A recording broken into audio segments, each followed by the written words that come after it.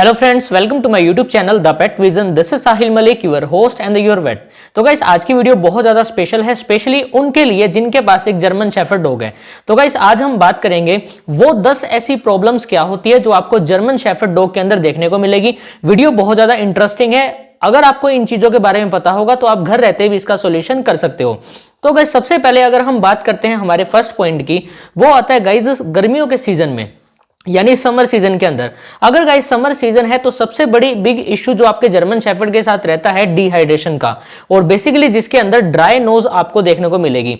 देखिए गाइस, आपको पता ही है जर्मन शेफर्ड बहुत ज्यादा एग्रेसिव ब्रीड होती है। वैसे एक टॉय ब्रीड भी हम उसको बोल सकते हैं, बिकॉज आपके साथ वो खेलती है, बिकॉज आपके साथ तो फ्रेंडली एटलीस्ट वो होती ही है। बहुत ज्यादा ही एक्टिव एक रहने वाली एक डॉग ब्रीड है। वो ज्यादा एक्सरसाइज करेगा तो कैलोरीज ज्यादा बर्न होगी, जिसकी वजह से डिहाइड्रेशन हो जाएगी। तो गाइस, एक बात ध्यान देनी है, आपको गर्मियों के अंदर अपने डॉग को, अपने जर्मन शेफर्ड को अच्छे से उसको पानी की अवेलेबिलिटी करवा देनी है। सेकंड नंबर पे पॉइंट आता है गाइस, आप अगर लगातार अपने डॉग को सॉफ्ट फूड दे रहे हो, इसमें बिग इशू क्या आता है, आपके जो सॉफ्ट फूड देने की वजह से आपके जो डॉग के जो टीथ होते हैं वो काफी ज्यादा खराब हो जाते हैं।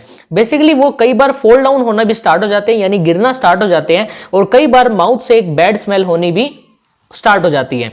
तो गाइस, बेसिकली ध्यान देना है, अगर आप सॉफ्ट फूड दे रहे हो तो सॉफ्ट फूड के साथ साथ आपको हार्ड फूड भी देना है, यानी आप ड्राई करके भी अपने फीड को, यानी जो हमारे जो बेसिकली जो पेडिग्री या रॉयल कैनिन वगैरह आते हैं उसको आप ड्राई करके भी दे सकते हो। आगे जो इशू आता है गाइस एक लेग बेंडिंग का, वैसे तो सभी ब्रीड्स के अंदर ये कॉमन है, लेकिन जर्मन शेफर्ड के अंदर ये ज्यादातर देखा गया है। अगर इनिशियल स्टेज में, मान लो वो पपी की स्टेज है, उसके अंदर आपको ये नजर आ रहा है कि मेरे पपी के लेग बेंडिंग स्टार्ट हो गए हैं, तो इमीडिएटली अपने वेट के पास चले जाओ, वहां से एक अच्छा एक ट्रीटमेंट आप ले सकते हो, आपका डॉग ठीक हो सकता है।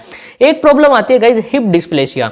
अब गाइस जर्मन शेफर्ड का तो आपको पता ही है कि जर्मन शेफर्ड बैक साइड से एक एंगल बनाता है। तो गाइस उस एंगल के चक्कर में हम क्या करते हैं, बहुत ज्यादा ही फॉल डाउन वाला एंगल वाला डॉग खरीद लेते हैं कि यार मुझे तो मेरा एक अच्छा एक डॉग तैयार करना है। उसकी वजह से गाइस आप ये नहीं देखते कि कहीं ना कहीं इसको हिप डिस्प्लेसिया भी तो हो सकता है, बिकॉज बॉडी का सारा प्रेशर ही वहां पे आएगा, तो हिप डिस्प्लेसिया होने के चांसेस भी हो जाते हैं। यानी जो बैकबोन होती है, ये जो फीमर जो होती है, वो एक जॉइंट से हट जाती है, जिसकी वजह से हिप डिस्प्लेसिया हो जाती है।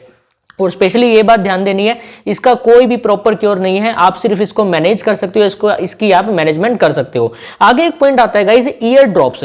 इसका मतलब क्या होता है गाइस, जैसे गाइस आप एक जर्मन शेफर्ड लेके आते हो तो आपकी सबसे पहली तो यही एक जो इच्छा रहती है, विश रहती है कि मेरे जो डॉग के जो ईयर्स हैं वो बिल्कुल इरेक्ट रहें। लेकिन गाइस क्या होता है, कई सिचुएशन ऐसी होती है कि आपके जो डॉग के, आपके जर्मन शेफर्ड के ईयर खड़े नहीं हो पाते, वो नीचे ही रहते हैं। तो गाइस ये एक बिग इशू है एज ए जेनेटिक्स। अगर हम देखें, यानी अगर हम उसके माता पिता को चेक करके अगर एक हम न्यू पपी लेते हैं जर्मन शेफर्ड, तो आपको ऐसी समस्या नहीं आएगी। लेकिन गाइस अगर उसके माता पिता में भी ऐसा कोई फॉल्ट है, यानी ईयर ड्रॉप्स हैं, तो आपको उस पपी के अंदर भी देखने को मिलेगा। तो जर्मन शेफर्ड के अंदर ये एक बिग इशू है, तो ये एक जेनेटिज्म ही होता है। लेकिन इसका एक सॉल्यूशन है गाइस, अगर आपको ऐसा लगे कि मेरे डॉग के जो ईयर हैं वो काफी ज्यादा इरेक्ट नहीं हो पा रहे, हाफ हो गए हैं, या एक नीचे है एक ऊपर है, तो गाइस आपको क्या करना है, ईयर टेपिंग एक मेथड होता है, अपने वेटनरी सर्जन से आप वो करवा सकते हो, रिजल्ट अच्छा मिलेगा। एक होता है गाइस कोट डाउट्स। अब गाइस इसमें क्या होता है, जैसे कि अगर हम अपने डॉग को एक बैलेंस फूड नहीं दे रहे, अच्छे सप्लीमेंट्स वगैरह नहीं दे रहे, तो हमें क्या होगा, अब हम ब्रीडर को तो बोल के आए हैं कि हमें तो डबल कोट चाहिए। आप डबल कोट का एक डॉग लेके आते हो, एक पपी लेके आते हो, लेकिन वो धीरे धीरे उसका कोट है वो कम होता जाता है। तो कहीं ना कहीं आपकी ही गलती होती है इसके अंदर। और as a breed German shepherd में सबसे ज्यादा बात ये ध्यान देनी है, अगर आप लेके आ रहे हो तो गाइस आपको कोट को भी हेल्दी रखना है, डाइट भी अच्छी रखनी है, उसको स्ट्रॉन्ग अच्छे से आपको बना के रखना है विद सप्लीमेंट्स के साथ। एक गाइस आगे एक इशू आता है, जैसा कि मैंने आपको बताया था ईयर इश्यूज। अब गाइस ईयर इश्यूज तो मैंने अब बताया कि ईयर जो ड्रॉप्ड हो जाते हैं, लेकिन एक इशू और आता है, अगर गाइस आप अपने डॉग की ईयर को अच्छे से क्लीन नहीं करोगे, बेसिकली जर्मन शेफर्ड को, तो उसमें एब्सेस वगैरह बननी स्टार्ट हो जाती है, उसमें एक बैक्टीरियल इंफेक्शन क्रिएट होना स्टार्ट हो जाता है, जिसकी वजह से आपको बहुत ज्यादा ही वो भद्दा सा लगेगा, बिकॉज जो ईयर है बहुत ज्यादा आपको गंदा सा दिखेगा, वहां से भी एक बैड स्मेल क्रिएट हो जाएगी। तो गाइस हफ्ते में 3 से 4 बार आपको ईयर क्लीनिंग जरूर करनी है। एक गाइस आगे जो मोस्ट इंपॉर्टेंट पॉइंट आता है एल्बो डिस्प्लेसिया।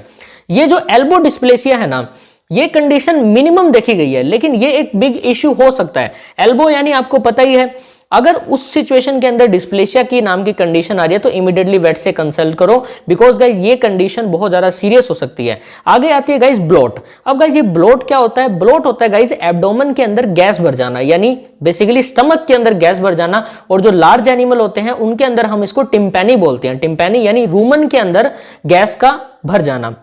अब गाइज ये कैसे होता है? मान लो कि आपके डॉग की हैबिट तो होती है कि जल्दी जल्दी सारा का सारा फूड खा लेते हैं। अगर गाइज आप अपने डॉग को जल्दी जल्दी खाना खिला रहे हो, पानी वानी भी पिला लिया, और उसी के बाद ही आप उसको घुमाने लेके यानी बाहर घुमाने लेके जा रहे हो, तो गाइज घूमने की तो आदत होती है डॉग की, तो गाइज आपको इस चीज को अवॉइड करना है। जैसे वो खाना खाए एटलीस्ट उसके 15 या 20 मिनट बाद आप उसे घुमाने लेके जाओ, बिकॉज गाइज अगर आप इमीडिएटली लेके जाओगे तो वो जो खाना है वो उसको डाइजेस्ट नहीं होगा और गैस फील हो जाएगी उसके स्टमक में, जिससे ये ब्लोट नामक कंडीशन आ सकती है। अगर गाइज ये ब्लोट है कई बार तो सडन डेथ भी कॉज करवा देता है। एक इंपॉर्टेंट पॉइंट तो ये था, ठीक है। तो गाइज अगर हम बात करते हैं प्रिवेंशन की, मैं अपने जर्मन शेफर्ड डॉग को कैसे बचाऊं इन इश्यू से। देखिए गाइज सबसे पहले तो अगर कोई भी इश्यू नजर आए ना तो वेट के पास चले जाओ। एक गाइज ध्यान देना है कि जब भी आप अपने पपी को परचेज करते हो तो एक बार उसको जेनेटिक्स चेक कर लो। जेनेटिक्स का मतलब क्या होता है? उसके मदर, उसकी जो फादर है उसको आप चेक करो कि उनमें कोई फॉल्ट तो नहीं है। तो गाइज आपको पपी परचेज करना है अच्छे से देख के, अच्छे से परख के। बाद में इश्यू हो सकते हैं, फिर हमें मत बोलना आप, ठीक है। एक गाइज आगे एक प्रॉब्लम आती है कि आप अपने डॉग को तो ले आए लेकिन आप उसको एक बैलेंस फूड नहीं दे रहे, उसके साथ आप कैल्शियम नहीं दे रहे, मल्टीविटामिन नहीं दे रहे, अगर उसको भूख नहीं लग रही है तो आप लिवर टॉनिक्स वगैरह नहीं दे रहे। तो गाइज ये देना बहुत ज्यादा जरूरी है, चाहे कोई भी डॉग हो। लेकिन जर्मन शेफर्ड के अंदर तो भाई कंसल्ट करो आप, ठीक है। इन चीजों को बहुत ज्यादा कंसर्न करना है। तो गाइज आज की जो वीडियो है आशा करूंगा अच्छी बनी होगी, अच्छी तो बनी ही है, ठीक है। तो लाइक कर देना, चैनल को सब्सक्राइब कर देना, और गाइज प्लीज प्लीज प्लीज अपने फ्रेंड्स में भी शेयर कीजिए ताकि हमारी नॉलेज उनको भी मिले, और गाइज वो कभी भी गलती ना करे अगर वो एक डॉग को अडॉप्ट कर रहे हैं as a German shepherd. Thank you so much for watching this and please do like, subscribe, comment and share. Thank you so much.